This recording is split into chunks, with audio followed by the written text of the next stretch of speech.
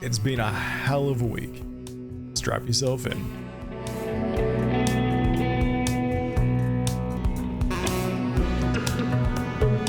Hey all, I'm Andrew from Stasis Booth Games, and I'm currently developing We Are Not Alone, a hybrid first-person horror, third-person point-and-click adventure. If you haven't seen the gameplay trailer, there's a link up here. I'd really appreciate it if you could check that out. As I mentioned in my previous devlog, I'm now keeping a pretty solid journal, so we can try and get like an overall picture of what being an indie dev looks like. After recording the devlog last week, something just didn't feel right. I couldn't muster up the energy to work on the game. I couldn't muster up the energy to play a game or even read a book or enjoy myself in any way, shape or form. Something just wasn't sitting right with me. I was having trouble switching off completely and just could not find a way to relax. And I think I found out what the problem is. I haven't been taking any time off. All of my time, all of my days are just focused on making this game. And since October last year, I haven't taken a proper break. My brain has been in constant, you have to make this mode, and I wasn't giving myself any time to just relax and enjoy. I physically could not shut my brain off to enjoy anything. So I took 2 days off. Taking time off when you're self-employed, you really feel guilty because you're not being productive.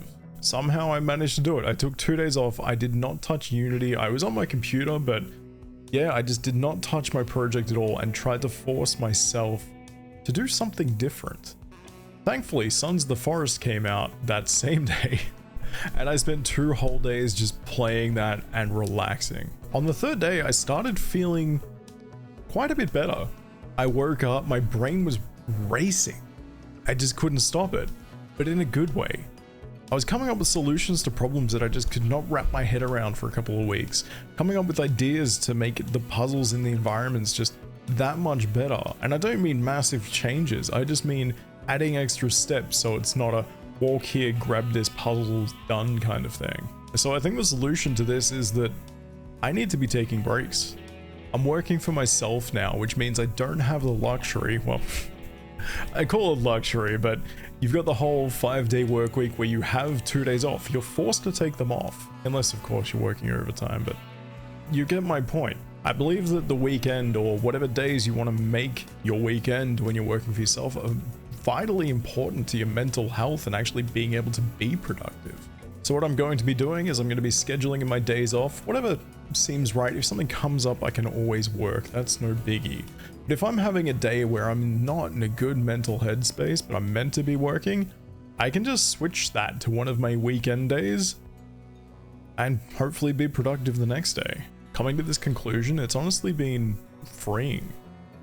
So how am I feeling after these days off? So yesterday I woke up, did my routine, walked the cat, made some coffee, did some exercise, sat down, and I spent an almost uninterrupted 7 hours. I took a lunch break, but an almost uninterrupted 7 hours just working on the game. I worked really hard yesterday and it felt amazing. I haven't had that for so long. I've completed quite a few essential scenes and transitions inside the game now, including some variables that now trigger basically the darkness version, which sounds much more mystic than it is, but no, it just means the lights are out. I'm sure you've seen the picture with the generator fire. If not, here it is again. This is a situation where power's out to the entire base.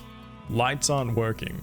You need to make sure like you've got your flashlight on you, and as tropey as it sounds, it really does add to the immersion and the feeling of horror in this game. Now, it's not going to be overused. There's very few, very specific scenarios for this to happen. I'm not going to make you wander around dark corridors for hours on end. And before we can continue, cat break. Lately, what you doing? You having a bath? I interrupted your private time. Yes, I have. I've also completed the final scene for the demo. Now there is still some things to finish at the start, but I've completed the cliffhanger ending, which I'm really psyched about.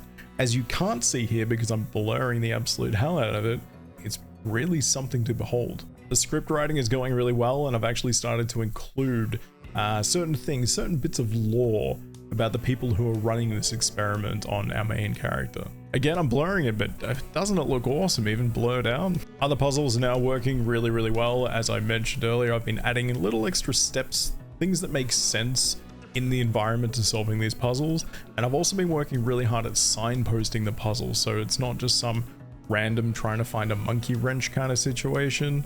Just things that the character will remark on, say you save your game and come back later, just so you're not completely lost and I don't have to do a full objective system. This next week will be all about finalizing the puzzles and finalizing the script. Then on to more and more polish. The demo is getting closer and closer to completion. If you'd like to know exactly when it's out and be the first to get access to it, just click the link down in the description. Before I forget, we're introducing a new segment into the devlogs called Question Time.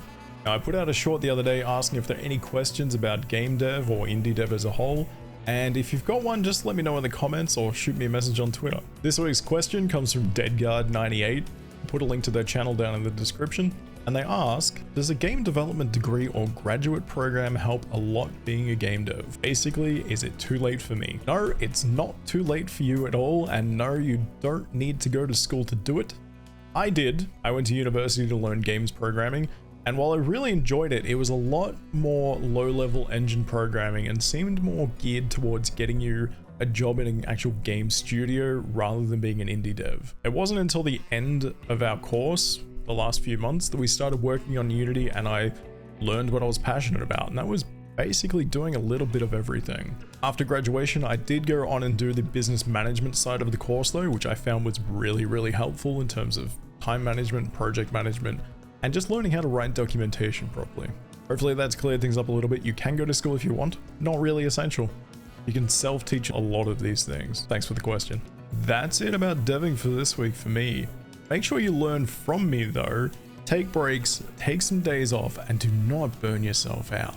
I really appreciate you dropping by. My name is Andrew from Stasis Booth Games. If you enjoyed the video, please like, subscribe, share it with your friends, and as always, stay indie.